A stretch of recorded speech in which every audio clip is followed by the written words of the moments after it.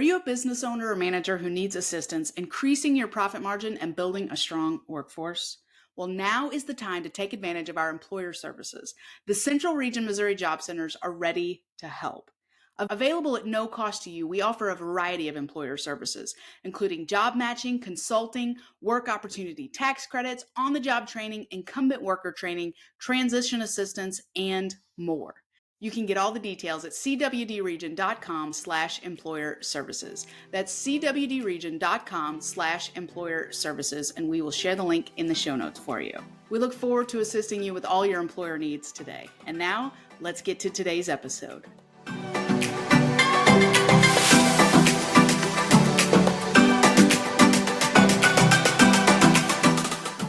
Welcome to the Workforce Link podcast, where we're offering forward-thinking conversations for the workforce, linking employers and job seekers to a brighter tomorrow. I'm your host, Sunday Jo Graham with the Central Workforce Development Region, and I am glad to be back with you for another episode today.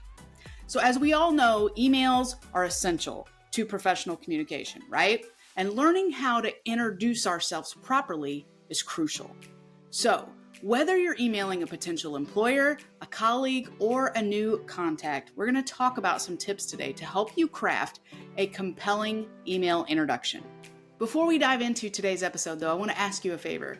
If you're enjoying the Workforce Link podcast, we would be grateful if you would tell others about it.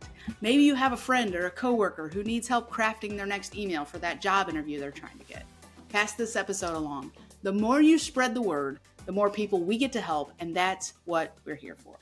Okay, so now let's dive straight into today's episode on how to introduce yourself in an email. First, it's essential to start with a clear and concise subject line that conveys the purpose of your email. And this subject line should be attention-grabbing and informative so that the recipient knows what to expect from the email. So for example, if you're reaching out to somebody about a job opportunity, include the job title or the company name in the subject line. This helps the recipient understand the context of your email, also helps them respond accordingly. So for example, your subject line could be job inquiry, marketing manager position, or job inquiry, customer service representative, right? So once you have a clear subject line, then we're going to move on to our introduction. Make sure that you start on a positive note, okay? Start with a warm and friendly greeting because that sets a positive tone for the rest of the email. And you can use the recipient's name to personalize the email and show that you've taken the time to research them. So for example, you could write, "Hello," enter that person's name. "I hope this email finds you well." That's a great way to start because it shows that you're thoughtful, shows that you're considerate, right? Next, introduce yourself, provide some context about why you're reaching out. So for example, you can mention your current job or your educational background, explain what prompted you to contact them. And it's also a good idea to mention any mutual connections or shared interests that you might have with the recipient.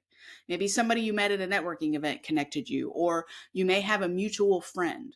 This helps establish a connection and it makes the recipient more likely to want to respond positively to your email, right? Because they know somebody that you know.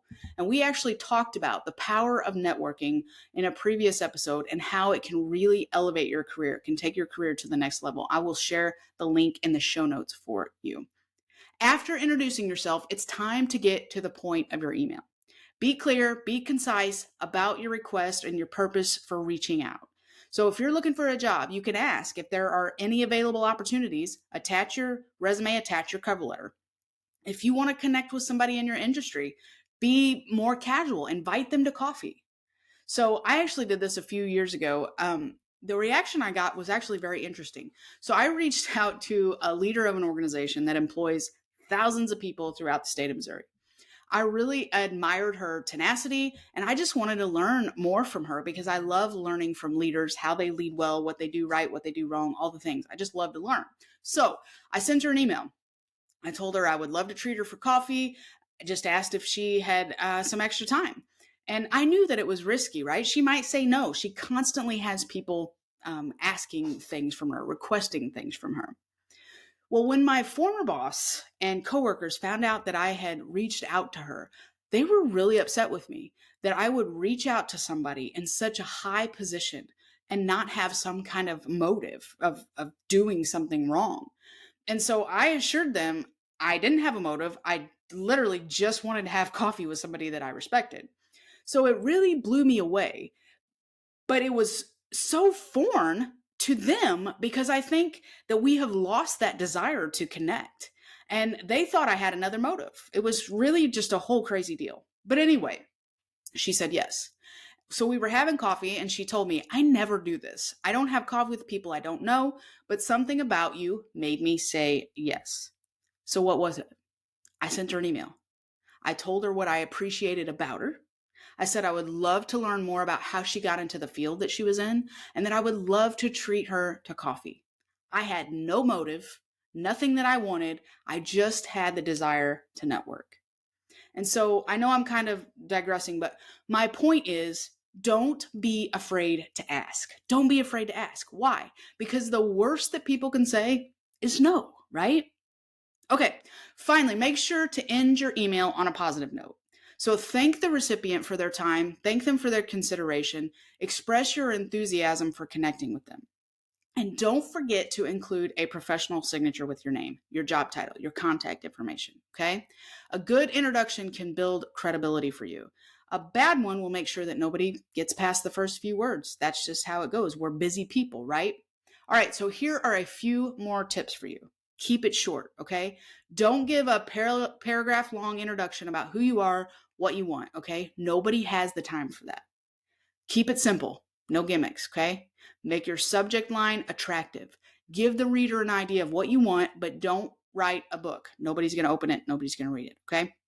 Make sure that you address the recipient. And also don't make it too formal, okay? You don't need to put, dear so-and-so. Say something like, hey, or hi. It makes people feel more connected, okay? And remember to be clear about what you want. You just want to introduce yourself first, build a connection. That's great. You want to invite them for coffee. Let them know that, okay? Let them know also that you're buying that coffee, okay? Be clear and upfront about that. Are you looking for an interview? Don't be afraid to tell them that, okay? Introducing yourself in an email, it may seem daunting at first, but with a clear subject line, a warm greeting, and a concise message, you can make a positive impression. You can make a lasting impression on that recipient who might just become your boss soon, okay? Remember to personalize your email, establish a connection, and end on a positive note, thanking them for their time and their consideration. And you'll be on your way to crafting effective and professional emails that get results, okay? And if you need any assistance with your job search, crafting a resume, finding a new career pathway, learning about other training services that we provide, you can find your nearest job center at cwdregion.com/job centers. And I will share the link to that for you in the show notes. And if you have enjoyed today's episode, please share it with somebody else that you think might benefit. And if you haven't already, would you mind heading over and leaving us a review on iTunes for the Workforce Link? Let us know what you like about the show. Let us know what you love about the show. That'd be even better. It means a lot to us and it helps us stay visible so that others can find us. Have a great week and we will meet again in the next episode. Until then, remember this: there's always a brighter tomorrow if you're willing to find it. The Central Region Workforce Development Board Incorporated and COPIC are equal opportunity employers and programs. Auxiliary aids and services are available upon request to individuals with disabilities. Missouri Relay Services at 711.